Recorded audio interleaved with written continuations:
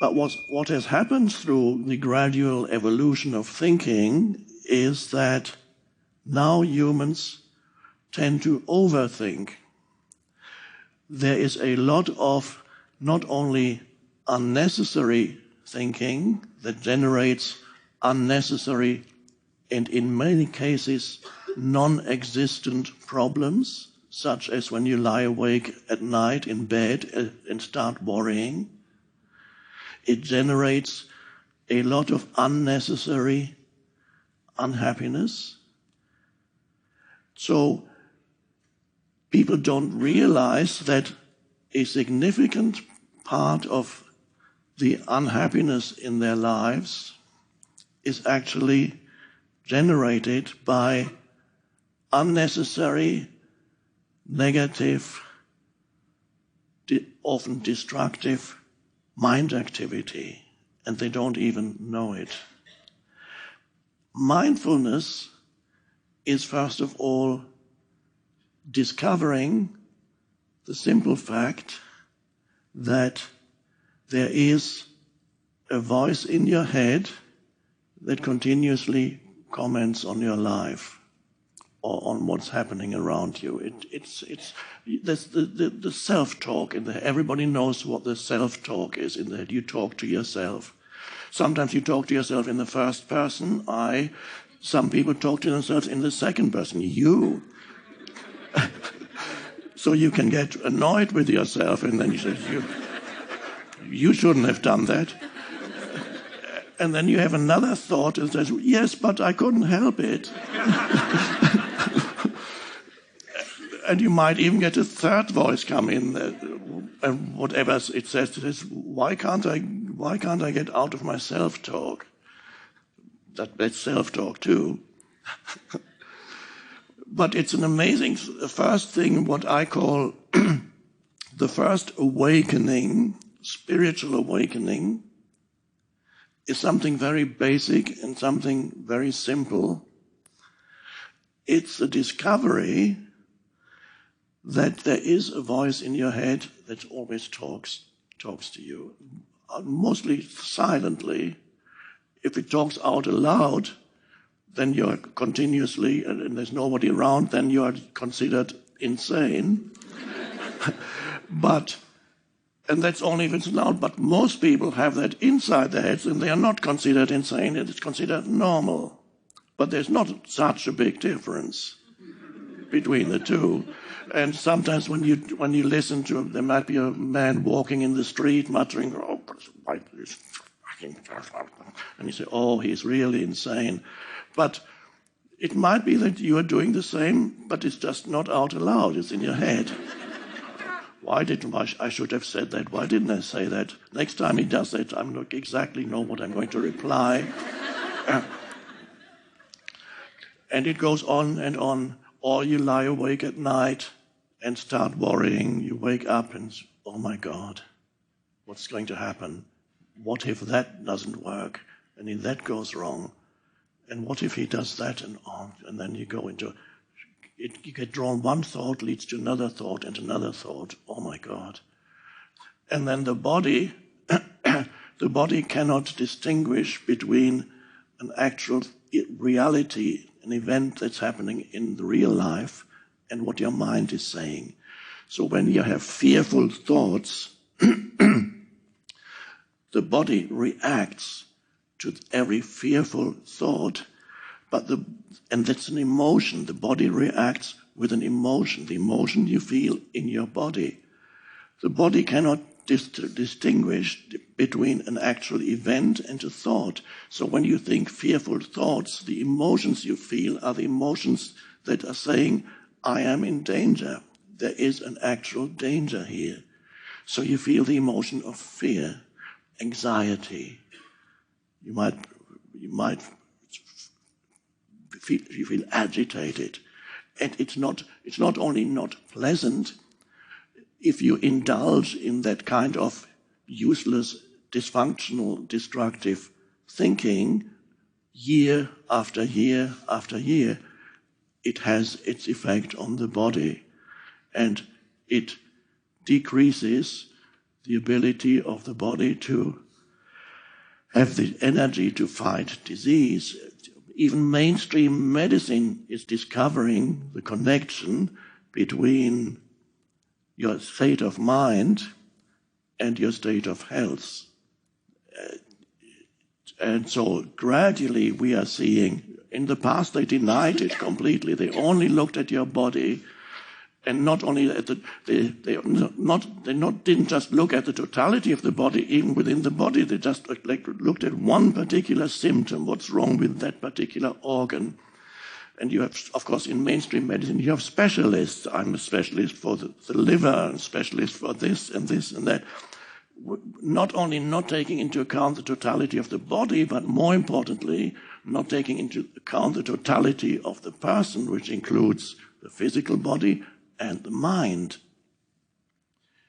So it's vitally important to discover, first of all, that there is a voice in your head that indulges in self-talk most of the time. And for many people, interestingly enough, that self-talk, for many people, is not always negative, but for many people, it is more negative than positive. A good event that happened yesterday, you might have gone to a nice reunion, or you went out into nature and you witnessed a beautiful sunset. Okay, you can remember it today and think that was a beautiful sunset, or we had a nice talk yesterday. But you can't do that much thinking about a nice event. But the mind, when there's something negative that happens yesterday, somebody offended you or didn't give you the attention that you needed, that you wanted from him, then you can start thinking of how, oh my God, what he did, he's really... Next time he does that, I'm going to say that, or he really should. Why doesn't he? You can go on for a long time dwelling on something negative, much longer than dwelling on something positive. It is so, seemingly a negative event is much more food for useless mind activity than a positive event. And this is why for many people, a significant percentage of their mind activity is negative. For some people, it is almost 100% negative, but it is unlikely that these people would get a job in this company. And I mean that because your predominant state of consciousness, your predominant mental emotional state, there's a certain correlation between who you associate with, where you find yourself, and even what kind of things happen to you. There is a correlation which is not always immediately recognizable, but there is a correlation between a person's predominant mental emotional state and who they are with, who their friends are, where they work, and even what happens to them. So if you are in a very negative state a long time, you tend to attract also negative events, but you can only have to find that out for yourself. I'm not saying believe me. I know it from my own life, because when I first discovered this, I was still very young. I discovered that there is a correlation between my mind activity and what happens to me. I found a book, and several books that somebody left with us when I was 17. And there, for the first time, I read about a person's mind, and I suddenly realized my mind was predominantly negative, because I was a very unhappy child. And so my childhood was not pleasant. And so the initial conditioning of my life was that my mind was continuously commenting and saying how bad my life was. And whenever something bad happened to me, I had a phrase that would occur again in my mind that, of course, bad things always happen to you, don't they? They're bound to happen to you. It always happens to you. So I was talking to myself and saying that bad things would always happen to me. And they did. So you can discover first that the spiritual awakening is to discover that there is continuous mind activity. And for some people, it's the discovery that a significant part of their mind activity is negative. But the vital thing is to discover that there is this continuous talk in my head, which is considered the normal human state. And of course, you cannot abolish thinking. Of course, there will be thinking. But the question is there an awareness behind the thinking? If you can become aware that you are indulging or caught up in that useless mind activity, and you suddenly become aware of perhaps certain repetitive thoughts that tend to reoccur in your mind again and again. You might see it in others too, more easily in others.